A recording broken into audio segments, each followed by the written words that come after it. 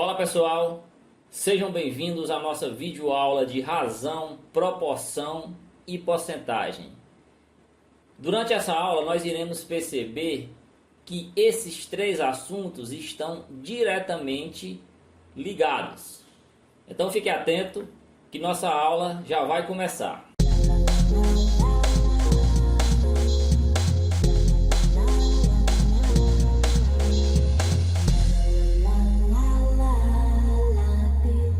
Pessoal, então iniciando nossa aula, falaremos de razão. E o que seria a razão? A razão para a matemática é nada mais, nada menos do que uma divisão. Então a definição de fração é: dados dois números reais, A e B, com B diferente de zero, chama-se razão de A para B, o quociente A sobre B, que também pode ser indicado por A, dois pontos B. Então, o número A gente denomina de antecedente e o número B de consequente. Na parte de baixo dessa fração, da minha razão, eu posso ter qualquer valor, desde que esse valor seja diferente de zero. Então, pessoal, vendo um exemplo prático da utilização de razão, me foi dada a seguinte informação: que tinha um grupo de 60 turistas que estavam visitando o Pão de Açúcar, lá no Rio de Janeiro, e que desses 60 turistas, 36 eram brasileiros e 24 estrangeiros. E aí pediu para a gente estabelecer uma razão entre o número de brasileiros e o número de estrangeiros, né? A gente sabe que razão é uma fração, tá bom? Coloquei o tracinho aqui da fração.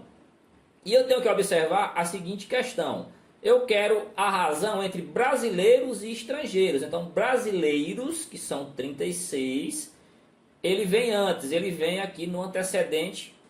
E na parte de baixo, que é o consequente da minha razão, eu tenho o número de estrangeiros, que nesse caso são 24. Então, vai ficar 36 sobre 24 a minha razão.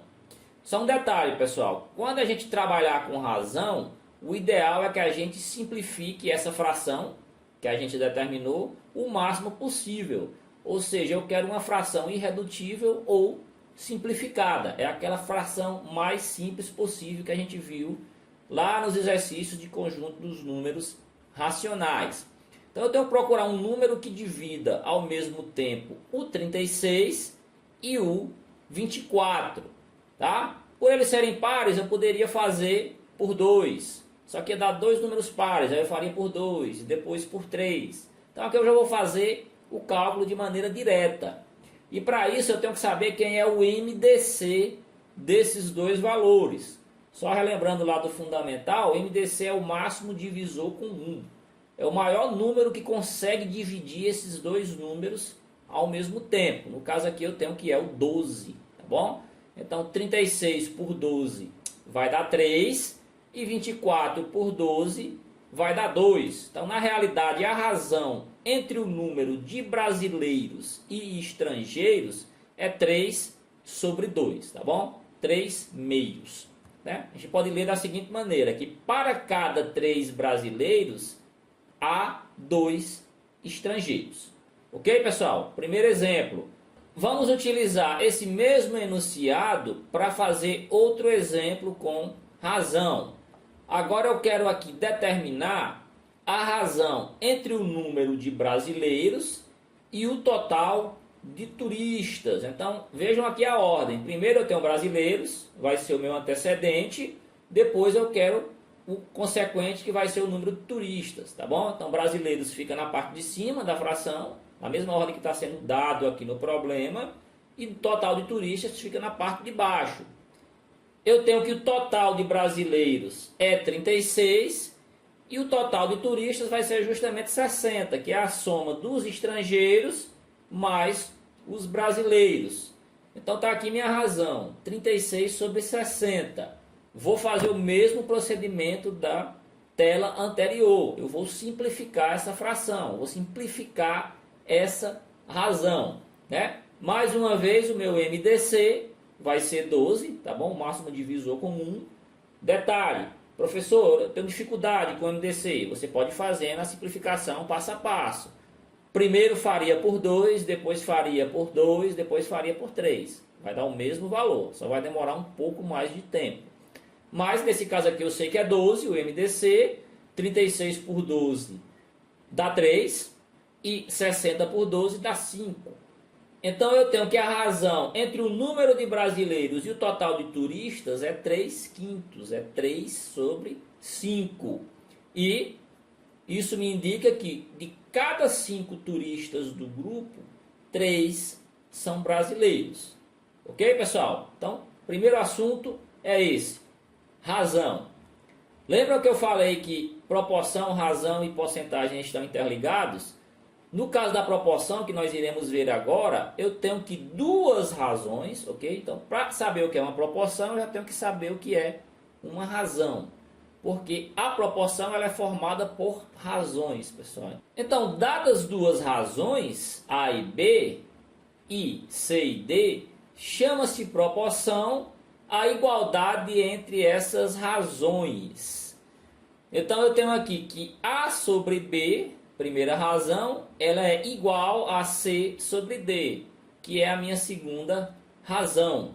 Então, eu leio A está para B, assim como C está para D. Ok? Em uma proporção, os números A e D são chamados de extremos e os números B e C são chamados de meios. Então, voltando aqui àquela nossa igualdade de razões, que é uma proporção, eu vou destacar aqui os dois extremos, correto? A e D, e os dois meios, que são B e C.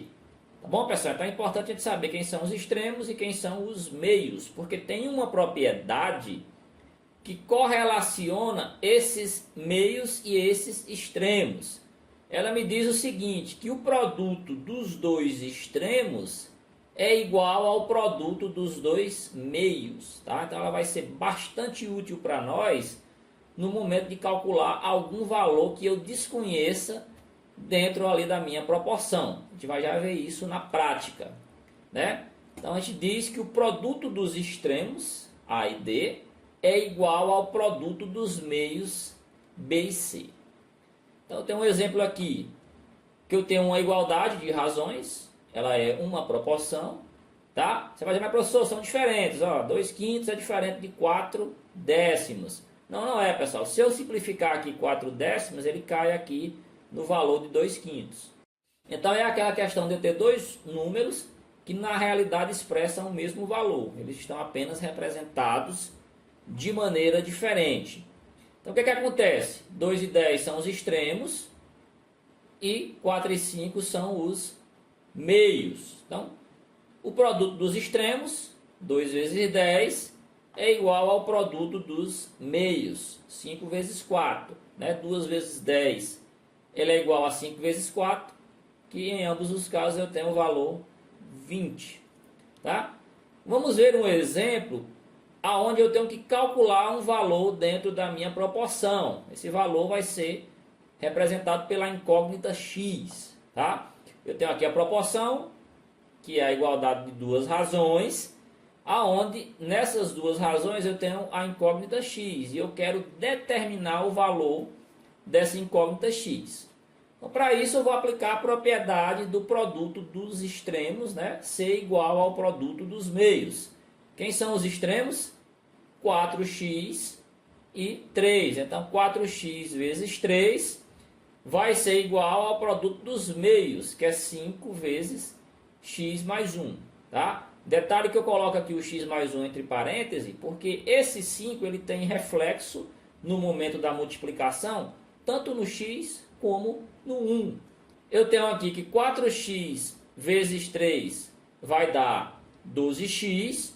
E como eu falei para vocês, esse 5 ele tem reflexo aqui no parênteses por inteiro. Então é 5 vezes x, 5x, 5 vezes 1 dá 5. Isso vai me dar uma equação do primeiro grau, aonde a minha incógnita x é quem eu desejo determinar o valor.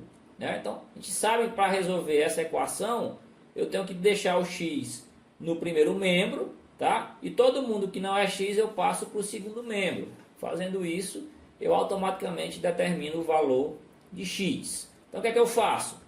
O 5x, que está aqui no segundo membro, que é o lado direito da igualdade, eu vou passar para o primeiro membro, tá? Então vou ficar com 12x menos 5x, esse 5 que é positivo passa negativo, tá? E do outro lado aqui, no segundo membro da igualdade, eu vou ficar apenas com o 5, que esse eu não mexi ainda. Então o próximo passo agora, pessoal, é resolver esse cálculo aqui, ó, tá? Eu tenho 12x e desse 12x eu vou tirar 5x. Quantos x vão me sobrar? Vai sobrar 7x, correto? Isso igual a 5 ainda. Para finalizar, pessoal, o 7 que está multiplicando, eu vou passar ele para o outro lado, dividindo. Lembram do que eu falei? Tenho que deixar apenas o x no primeiro lado da igualdade. Então, lá vai o 7. Estava multiplicando, passa dividindo. Acabei de determinar o valor de x, né? Então, para que valide essa igualdade, para que essa proporção seja verdadeira, eu determinei que o valor de x deve ser 5 sétimos. Ok, pessoal? Então, pessoal, esse é um exemplo que eu calculo algum valor através da proporção. E isso vai ser muito útil justamente agora no próximo assunto, que é porcentagem. Lembrem-se do que eu falei, eles estão interligados. Então, razões de denominador 100 são chamadas de razões centesimais ou taxas percentuais. Ou mais informalmente, como nós costumamos falar, são as porcentagens. Então eu tenho aqui que as porcentagens podem ser expressas de duas maneiras. Na forma de fração, com o denominador 100, ou na forma decimal. Tá bom? Então eu tenho aqui uma porcentagem que, além dessa maneira, eu tenho duas outras maneiras de representá-la. É na forma de fração, e para transformar uma porcentagem em fração, isso é muito importante nos nossos cálculos, pessoal, eu vou apenas tirar esse símbolo aqui de porcentagem, ok? E no lugar dele eu vou acrescentar abaixo do 15 um 100. Então 15%, se você for representar como fração, vai ficar 15 sobre 100, tá? E para representar na forma decimal, a gente faz igual a gente aprendeu lá em números racionais. Eu vou dividir o 15 pelo 100, tá? Aqui ainda é mais fácil, porque divisões por 100, por 10, por 1000, basta a gente cortar os zeros, e por esses zeros que eu corto, eu vou eliminar aqui embaixo, eu vou mover a vírgula aqui em cima, né? Como foram dois zeros que eu estou eliminando, essa vírgula que está aqui após o 5, ela vai passar aqui para antes do 1. Eu vou mover ela duas vezes, né? Uma vez ela ficaria aqui e duas vezes ela passa aqui para antes do 1, né? Então, 15 sobre 100 ou 15% em decimal equivale a 0,15, tá?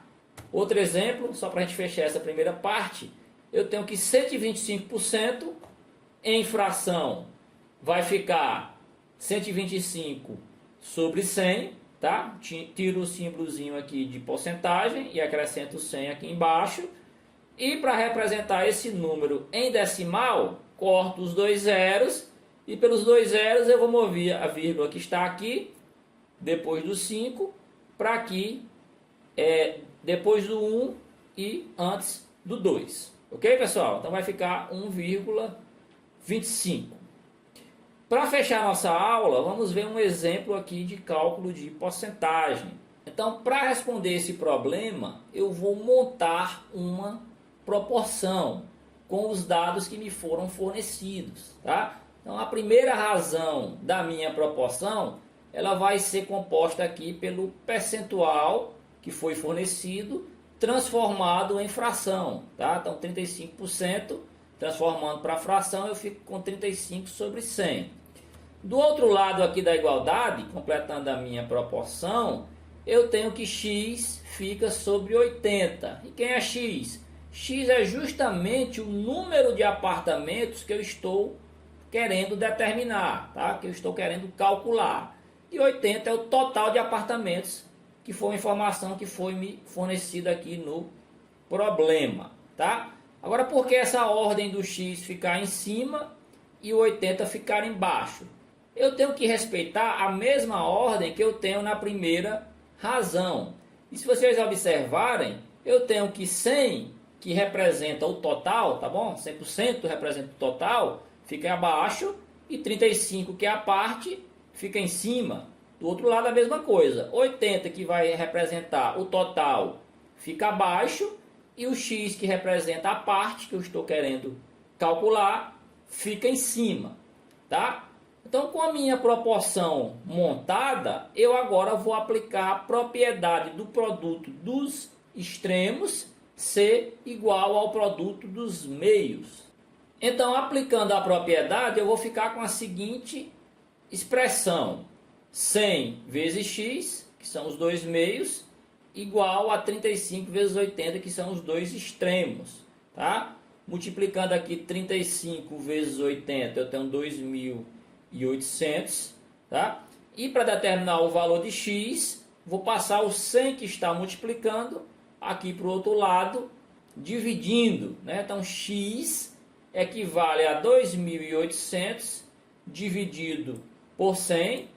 Isso eu posso cortar os dois zeros, não preciso fazer nenhuma divisão mais trabalhosa, é só cortar os dois zeros. Eu vou ficar com 28 sobre 1 ou simplesmente 28. Isso quer me dizer que no total eu tenho 28 unidades com inquilinos, né? 28 apartamentos ocupados. Então esse foi um exemplo de porcentagem que eu utilizei aqui proporção para calcular o valor. Pessoal, essa foi a nossa aula de hoje. Eu espero que vocês tenham gostado. Ainda teremos uma próxima videoaula que abordará mais exemplos de porcentagem, aonde eu irei calcular valores percentuais em diversas situações, tá? Eu conto com a presença de todos também nessa aula, tá bom? Então, me despeço de vocês, um abraço forte a todos e até a próxima.